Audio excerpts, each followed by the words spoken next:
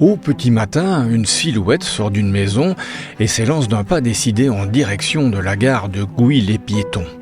Nous sommes le 20 février à 5h50, notre instant T comme Thomas. Alors, je suis Thomas de Smet, j'ai 24 ans et je travaille à la cellule de développement durable de la DGEH depuis maintenant officiellement, avec le vrai statut depuis cette année-ci, l'année 2024.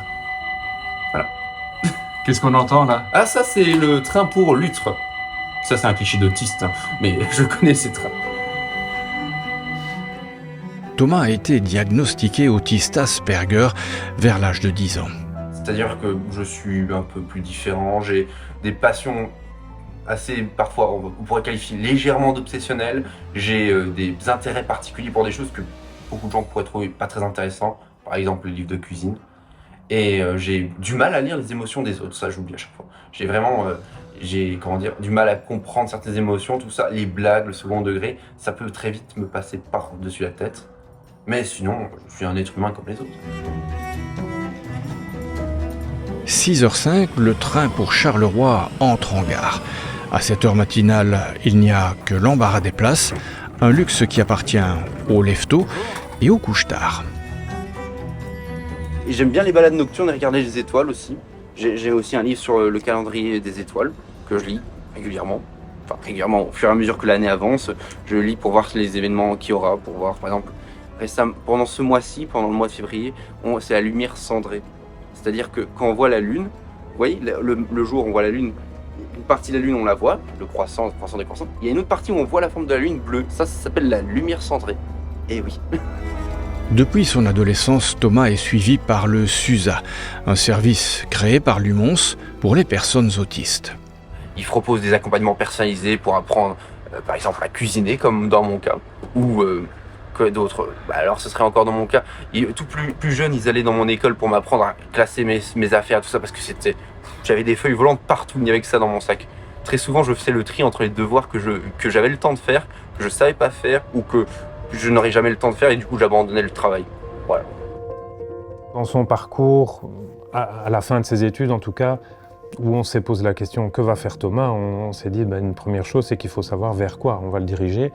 Et donc les activités Esteems, donc c'est un service d'activité citoyenne qui a été créé il y a une petite dizaine d'années. Et donc nous spécifiquement, c'est un accompagnement de petits groupes de personnes. D'une part pour réaliser des activités administratives et en aide à certaines ASBL et services publics de la région de Mons. Et le deuxième volet qu'on assure, c'est au niveau des espaces verts. Et donc là, on a un partenariat spécifique avec l'école horticole de la province. Iris, qu'est-ce que tu fais ici? Je travaille avec les autres de la STIM ici à l'école horticole. Je viens quasiment tous les mercredis. On fait plusieurs choses. Ici, par exemple, on était en train de repiquer les choux. Tu te sens utile ici? Ouais. C'est bien parce que je suis passionné de pouvoir tenir un vrai travail, tout ce genre de choses. Donc c'est chouette d'être utile. Puis c'est chouette ici parce qu'effectivement, on voit le travail qui pousse et puis il est vendu au marché. 6h40, le train de Thomas s'arrête en gare de La Louvière. La correspondance pour Mons se trouve sur le même quai. Le temps de grimper à bord et nous poursuivons notre conversation. Tu me disais, tu avais 2 frères. C'est ça, 2 petits frères. Et ils sont maintenant grands, ils ont 22, 23 ans. J'ai un peu du mal à toujours me souvenir de leur âge. On a 18 mois de différence. Le prochain arrêt est Hopmoor. Ah oui, je suis l'aîné, donc moi, en fait, ils disent souvent pour me charrier que je suis, enfin souvent, quand le ton monte un peu, que je suis le brouillon. Mais bon, eux, c'est les pièces partagées. Ou les pièces de rechange. T'as de l'humour, hein? Oui, ça c'est une qualité que beaucoup de monde me dit, c'est que je suis marrant. Et ça me fait plaisir. Et ça, c'est quelque chose que j'ai appris au fur et à mesure. Parce que les blagues, au début, je faisais des blagues pas drôles. Même des blagues gênantes. Mais plus jeune, vraiment, mes blagues, c'était vraiment horrible. Et je me rendais pas compte que mes blagues n'étaient pas drôles du tout. Pardon, vous savez qu'on ne peut plus dire autiste Asperger parce que le docteur Asperger était un nazi. Donc, en fait, maintenant, le rapport avec Asperger, en fait, il n'y a pas de rapport entre les autistes et les nazis et le docteur Asperger, à part la passion pour les trains. Ouais, voilà. Mons, gare terminus. Et maintenant, c'est quoi le programme, Thomas? Alors on se dirige de la gare de Mons au Delta. Voilà, le Delta, là où je travaille, je suis au 3e étage, ce côté là-bas. Oui, donc ici on est au service du développement durable de Hainaut Enseignement. Bonjour tout le Donc notre mission, c'est d'aider les écoles, les élèves, les enseignants à mettre en place des projets de développement durable dans la vie scolaire. Ah d'accord, c'est une métaphore, d'accord. Non, mais c'est pas une métaphore. C'était ça. Ouais, métaphore. Donc Thomas, je l'ai rencontré à Jean d'Aven dans le cadre de son bénévolat à l'horticulture. C'est grâce à Arnaud Glacé, donc son animateur, qui m'a contacté et qui m'a dit qu'il avait un jeune avec lui qui souhaitait travailler sur les matières du développement durable. Et donc quand on s'est rencontrés, le courant est passé tout de suite, on s'est bien entendu, et donc je l'ai invité à venir faire du bénévolat quelques jours par semaine auprès de nous. Petit à petit, Thomas fait son chemin. Il découvre, apprend sur le tas, avec l'aide de ses parrains de la province et du SUSA, bientôt rejoint par un autre partenaire, Hainaut Job Coaching. Alors c'est quoi Hainaut Job Coaching? C'est un service de coaching, mot très à la mode pour le moment, mais qui sert à remettre des gens au travail, des gens qui ont une reconnaissance au niveau AVIC ou qui ont droit à une reconnaissance au niveau AVIC suivant des critères bien spécifiques. Et nous, nous mettons ces gens au travail, mais attention, dans le monde du travail normal.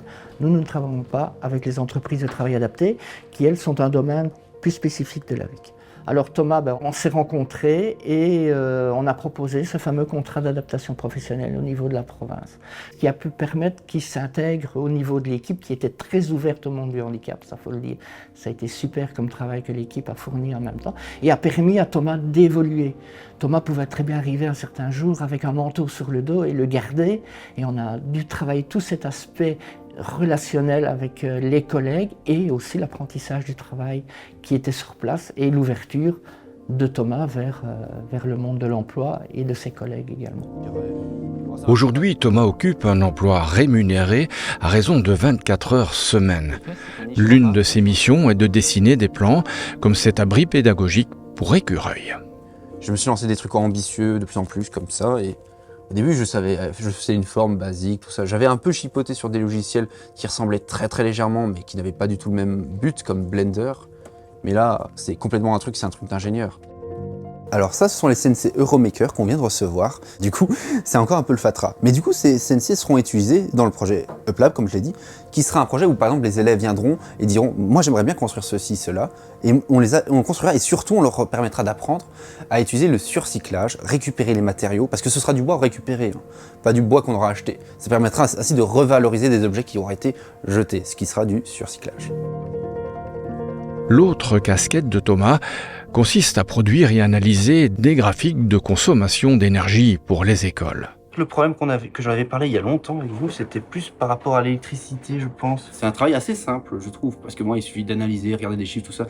Très vite, je m'y plais, j'ai juste à mettre une musique et à faire ce que je dois faire en mode automatique, tout en réfléchissant, évidemment.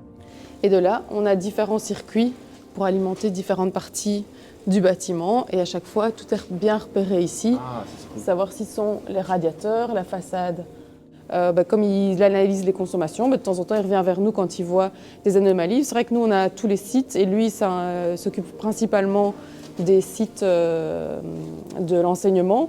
Et donc, voilà, c'est une collaboration. Ça nous donne un petit peu moins de travail, et lui, il fait cette partie-là. Voilà, la journée touche à sa fin.